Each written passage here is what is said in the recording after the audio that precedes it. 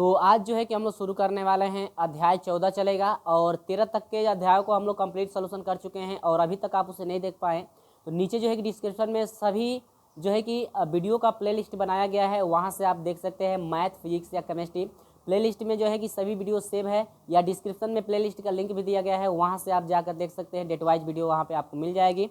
और इस वीडियो में बात करेंगे, अध्याय 14 आपका चलेगा तत्वों का आवर्ती वर्गीकरण एवं गुण, जो कि केवल आपके ऑप्शनल क्वेश्चन है। तो मैं ऑप्शनल को सोल्यूशन कराऊंगा, सिर्फ आपको ट्रिक लगवाया जाएगा, ठीक है।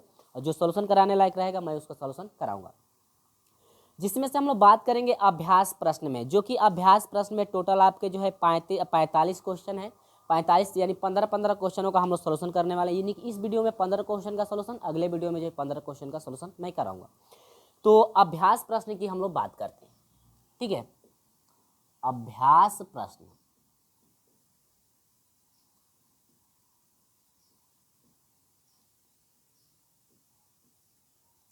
तो अभ्यास प्रश्न का क्वेश्चन नंबर 1 क्या है, ध्यान दीजिएगा। देखिए क्वेश्चन नंबर 1 ये कह रहा है कि मेंडलीफ की आवर्त सारणी में आवर्तों की संख्या कितनी होती है, ठीक है।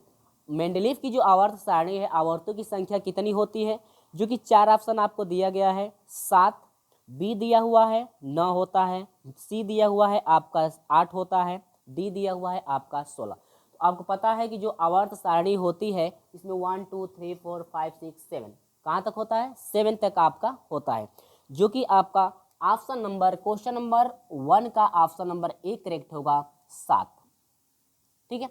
चलिए इसी के साथ हम लोग बढ़ते हैं दूसरे नंबर की तरफ। दूसरा नंबर क्या है, ध्यान दीजिएगा। हाइलोजन को आवर्त सारणी के जिस समूह में रखा गया है वह जो है यानी कि हाइलोजन को जिस आवर्त सारणी से आप मिला सकते हैं, यानी कि हाइलोजन को आवर्त सारणी कि जिस समूह में रखा गया है वह समूह कौन सा है, पहला समूह है, तीसरा समूह है, पांचवा समूह है और सातवां समूह है। यानी हाइलोजन को जिस समूह में रखा गया है उसको हम लोग कहते हैं सातवां समूह। ऑप्शन नंबर क्या है, डी आपका करेक्ट है, सातवां समूह होता है। वो कौन सा समूह है, सातवां आपका समूह। समझ में आई बात। चलिए ये ऑप्शनल है तो इन सभी को याद रखेंगे आप लोग, और सारणी से आप देख भी सकते हैं वास्तव में जो हाइलोजन समूह है, हाइलोजन जो है आवर्त सारणी को जो है कि 7वें समूह में है कि नहीं। आगे तीसरा नंबर जो है कि आपका दिया हुआ है, नाइट्रोजन का परमाणु क्रमांक 7। नाइट्रोजन का परमाणु क्रमांक कितना है, 7 है। अब जब नाइट्रोजन का परमाणु क्रमांक 7 है तो हाइड्रोजन के सापेक्ष संयोजकता है, यानी कि नाइट्रोजन का परमाणु क्रमांक कितना है, 7। तो 7 है तो इसका इलेक्ट्रॉनिक विन्यास हम लोग करेंगे तो आपका 2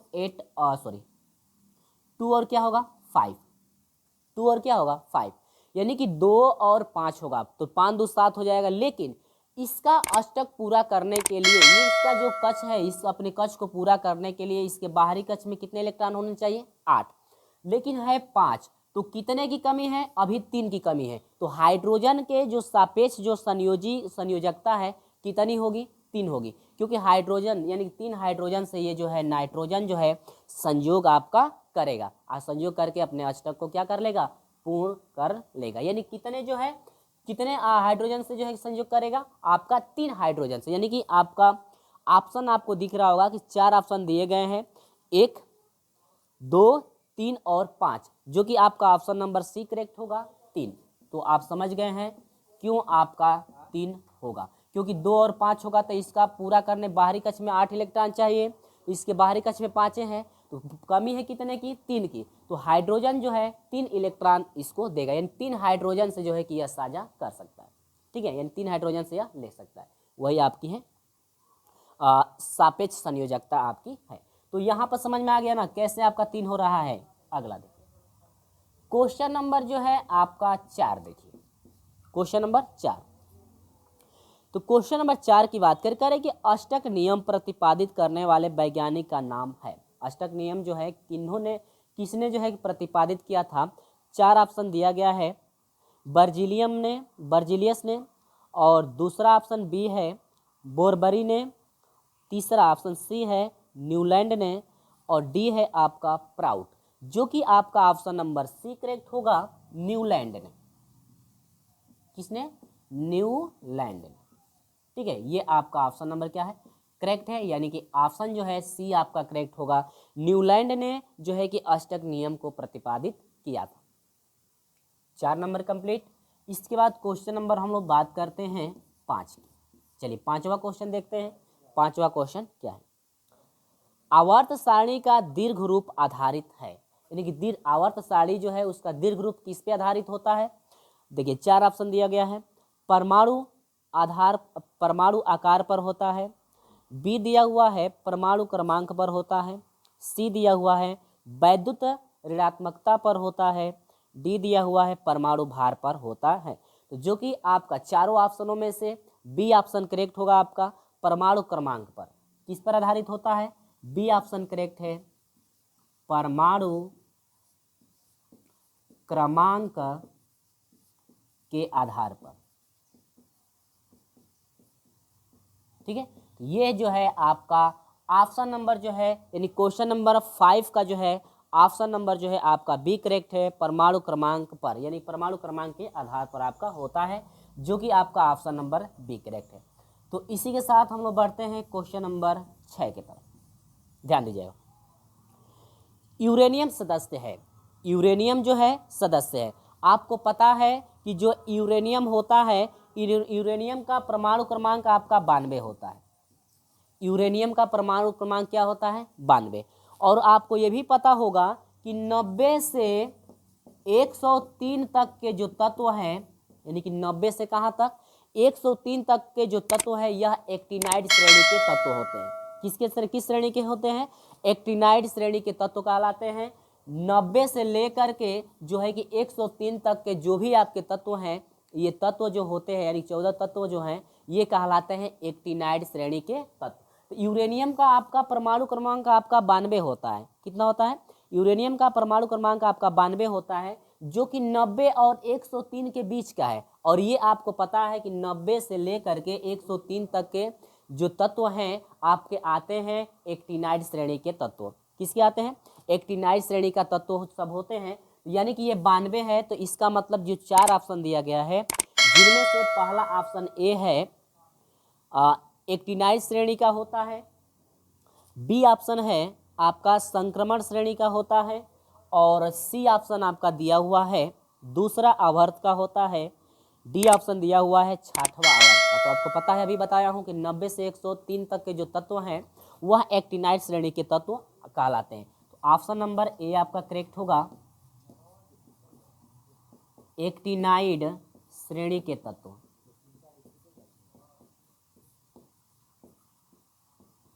यानी कि क्या दिया हुआ, एक्टिनाइड श्रेणी का, काली कर लीजिए, एक्टिनाइड श्रेणी का दिया हुआ था, एक्टिनाइड श्रेणी का।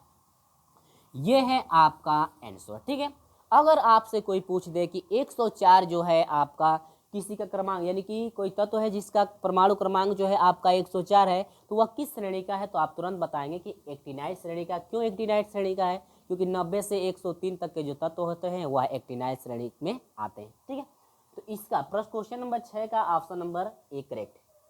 अगला बात करते हैं क्वेश्चन नंबर 7 की। चलिए 7वां क्वेश्चन देखिएगा, दिया हुआ है आधुनिक दीर्घाकार आवर्त सारणी में समूहों की संख्या आपको पता होगा। देखिए समूहों की संख्या का मतलब क्या हुआ, आप लोग देखे जो सारणी होती है ना, उसमें देखे होंगे इस तरह से क्रम आपका दिया हुआ था 1 2 3, यानी कि रोमन अंक, यानी कि 1 2 3 करके दिया होता है ना, यानी कि 1 2 3 4 5 करके एक से दिया रहता है। यानी कि आपका 1 हो गया, 2 हो गया, 3 हो गया, 4 हो गया, डैश कहाँ तक होता है आपका 18 तक आपके होते हैं। यानी कि 18 तक सारणी आप देख लेंगे, आपके बुक में जो भी सारणी दी गई होगी उसको आप गिन सकते हैं कि कितने जो हैं आपके हैं। तो आपके टोटल आपसे पूछ रहा था कि आधुनिक दीर्घाकार आवर्त सारणी में समूहों की संख्या कितनी है, जो कि ऑप्शन ए है आपका 9, बी ऑप्शन है 7, सी ऑप्शन है 18, डी ऑप्शन है कितना 16। यानी कितने होते हैं इस तरह से क्रम, यानी कि आपके 18 जो है आपके होते हैं, जो कि आपका ऑप्शन नंबर सी करेक्ट होगा। क्वेश्चन नंबर 7वें का ऑप्शन नंबर सी, यानी कितना होता है 18। ये रहा आपका क्या, ये चीज समझ में आई। अगला क्वेश्चन जो है आपका 8। अब यहां पर हम बात करते हैं 8वां नंबर। देखिए 8 नंबर क्या है, यहां पर ध्यान दीजिए, कह रहे किसी आवर्त में बाएं से दाएं बढ़ने पर तत्वों की क्या, यानी कि बाएं से दाएं जब बढ़ते हैं हम लोग तो तत्वों का क्या होता है। ए दिया है धन विद्युतीय प्रकृति बढ़ती है। बी दिया हुआ है धात्विकता बढ़ती जाती है। सी दिया हुआ है आयनिक त्रिज्या बढ़ती है। डी ऑप्शन दिया गया है तत्वों के ऑक्साइडों की क्षारीय प्रकृति घटती जाती है, यानी ऑप्शन नंबर डी करेक्ट होगा। तत्वों के क्षारीय, तत्वों के क्षारीय नहीं, तत्वों के ऑक्साइडों के, तत्वों के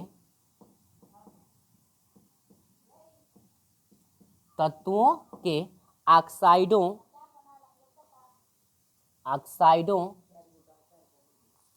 की क्षारीय प्रकृति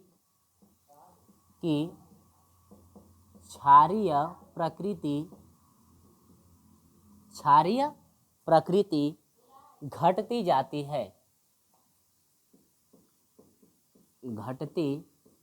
है, ठीक है। अब यहाँ पर ये रहा क्वेश्चन नंबर 8 का आंसर, ऑप्शन नंबर डी आपका करेक्ट है, ठीक है। चलिए आगे बढ़ते हैं, इसी के साथ क्वेश्चन नंबर हम लोग बढ़ते हैं न की तरफ। चलिए 9वां क्वेश्चन नंबर क्या दे रखा है, ध्यान दीजिएगा। 9 नंबर दिया हुआ है परमाणु क्रमांक 17 वाले तत्व का आवर्त सारणी में स्थान है। तो आपको तो ये मिलाना पड़ेगा ना, आपको 4.5 से आपको मिलाना पड़ेगा, ठीक है। 4.5 से मिलाना पड़ेगा क्योंकि हमारे पास यहाँ पर है नहीं कि हम मिलाएं यहाँ पे, तो 4.5 से आप मिला लेंगे कि जो परमाणु क्रमांक जिसका 17 होता है, परमाणु क्रमांक कितने वाला, 17 वाला जो आपका तत्व होता है वह उसका जो है, यानी कि कह रहे परमाणु क्रमांक 17 वाले तत्व का आवर्त सारणी में स्थान है, यानी कि आवर्त सारणी में स्थान कहाँ पर है। समझ में आई बात। तो 4 ऑप्शन आपको दिया गया है जो कि आपसे 2009 और 2010 में पूछा गया था।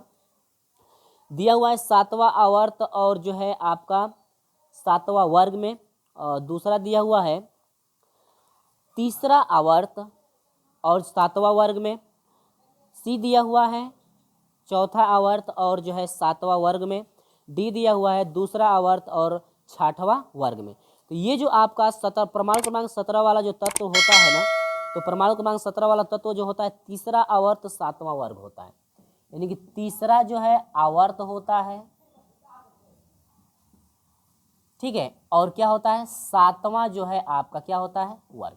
3रा आवर्त और 7वां वर्ग जो है आपका होता है परमाणु क्रमांक कितने वाला तत्व, जो है परमाणु क्रमांक 17 वाला, यानी कि 3रा जो है आवर्त होता है और 7वां जो है क्या होता है वर्ग आपका होता है, जो कि आपका ऑप्शन नंबर जो है इसमें बी आपका करेक्ट है। स्क्रीन पे आप क्वेश्चन देख सकते हैं, ठीक है, मैं लिख करके आपको बता भी दे रहा हूँ, यहाँ पर ये है, ठीक है। इसी के साथ हम लोग बढ़ते हैं क्वेश्चन नंबर 9 की तरफ, सॉरी 10 है, क्वेश्चन नंबर 9 हो गया 10। आगे है आवर्त सारणी में वर्ग 7वां, ये क्या है नहीं सेकेंड है, वर्ग सेकेंड एम के तत्व होते हैं। प्रबल जो है धात्विक होते हैं। बी दिया हुआ है प्रबल अधात्विक होता है। सी दिया हुआ है चतुः संयोजक होता है। डी दिया हुआ है उपचायक होता है। यहाँ पर प्रबल धात्विक होते हैं, क्या होते हैं प्रबल धात्विक, यानी ऑप्शन नंबर ए आपका करेक्ट होगा, प्रबल धात्विक, ठीक है। क्या होते हैं प्रबल जो है आपके धात्विक होते हैं, ये मात्रा इधर से, ठीक है, प्रबल धात्विक, जो कि आपका ऑप्शन नंबर जो है ए आपका करेक्ट है। ऑप्शन नंबर क्या है ए आपका करेक्ट है, यानी कि दूसरे का जो है कि फर्स्ट यानी दूसरे के ए यानी कि वर्ग दूसरे के ए में जो तत्व आते हैं वह प्रबल जो है आपके धात्विक होते हैं। क्वेश्चन नंबर 11 की बात करें, चलिए 11 की बात करें। परमाणु क्रमांक 21 वाले तत्व किस ब्लॉक का होगा, यानी परमाणु क्रमांक जो 21 है वह किस ब्लॉक का होगा, तो आप मिला सकते हैं ब्लॉक किस ब्लॉक का है। एफ ब्लॉक आपके कितने होते हैं, आपके होता है SP-D-F, यानी कि 4 ब्लॉक होते हैं SP-D-F, ठीक है, 4 ब्लॉक आपके होते हैं ना। तो ये कह रहे हैं कि 21 परमाणु क्रमांक किसी का 21 है वह किस ब्लॉक का होगा, तो ए ऑप्शन है डी ब्लॉक का तत्व, बी है एस ब्लॉक का तत्व, डी है आपका एफ ब्लॉक का तत्व, सी है एफ ब्लॉक का तत्व, डी है एफ ब्लॉक का तत्व। तो ये जो है आपका ऑप्शन नंबर जो D sorry option number A जो है करेक्ट है, डी ब्लॉक,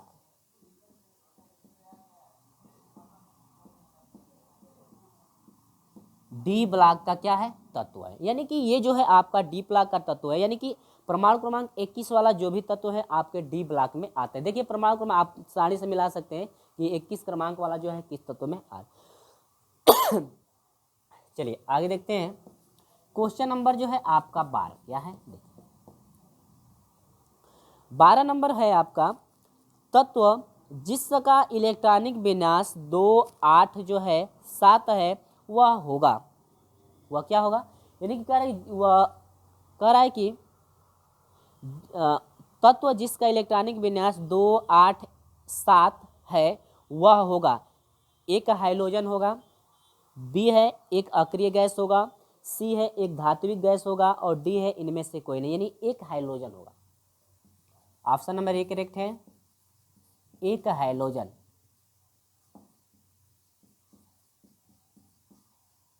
क्या होगा, एक हाइड्रोजन। ये है आपका ऑप्शन नंबर जो है एक करेक्ट है, एक हाइड्रोजन होगा, क्योंकि इसका अष्टक पूर्ण करने के लिए एक इलेक्ट्रॉन की क्या है, कमी है, इसलिए ये कह रहा है कि एक हाइड्रोजन होगा।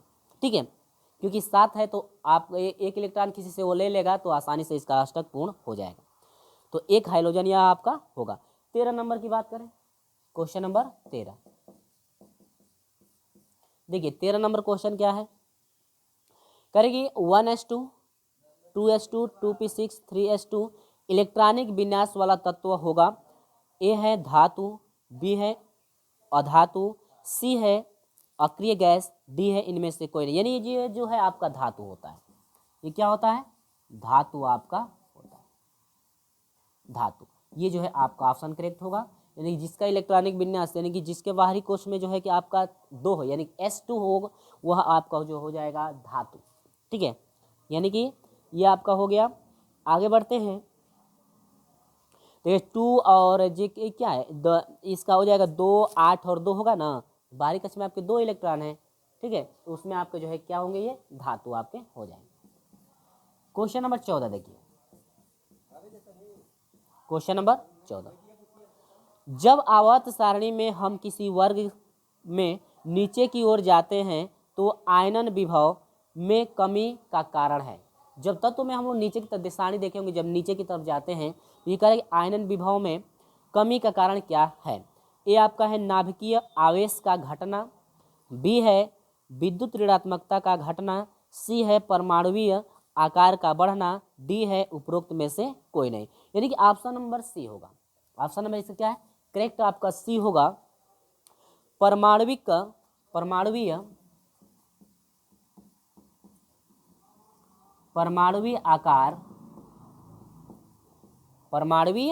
आकार का बढ़ना, परमाणुवीय आकार का क्या होता है, ये बढ़ना आपका होता है जब ऊपर से नीचे की तरफ आते हैं तब। आगे बढ़ते हैं, इसी के साथ इस वीडियो का ये अंतिम क्वेश्चन नंबर 15 है। इसके बाद आगे जो है आपसे मिलेंगे अगले वीडियो में। 15 क्वेश्चन क्या दे रखा है, ध्यान दीजिएगा। 15 नंबर क्वेश्चन है, कौन सी धातु एक से अधिक ऑक्सीकरण अवस्था रखती है। तो जो है कि 15 का जो है कि 4 ऑप्शन आपको दिया गया है, Na सोडियम, Mg मैग्नीशियम और सी दिया हुआ है Al यानी कि एल्युमिनियम है जो है, और डी दिया हुआ है आपका जो है Fe। ठीक है, Fe यानी कि ये जो है यानी कि Fe जो होता है आपका जो है एक से अधिक ऑक्सीकरण अवस्था रखता है। ठीक है, कौन सी, ये कह रहे कि कौन सी धातु एक से अधिक ऑक्सीकरण अवस्था रखती है, तो आपका होता है क्या, Fe। तो ये रहा आपका क्या 15 तक के प्रश्नों का सलूशन, जो कि आपके ऑप्शनल थे, तो ज़्यादा इसमें दिक्कत हुआ नहीं, क्योंकि सिर्फ आपको ऑप्शन याद रखना है और कुछ सारणी से आपको मान मिला लेना है कि वास्तव में सही है गलत। तो ये रहा आपका 15 तक के प्रश्नों का सलूशन। इसके बाद अगले वीडियो में जो है कि अगले प्रश्न से आपका शुरू किया जाएगा, और ये वीडियो आपको पसंद आई है तो इस वीडियो को लाइक शेयर अपने दोस्तों में जरूर कीजिएगा। चलिए दोस्तों, मिलते हैं आपसे अगले वीडियो में, तब तक के लिए बाय बाय।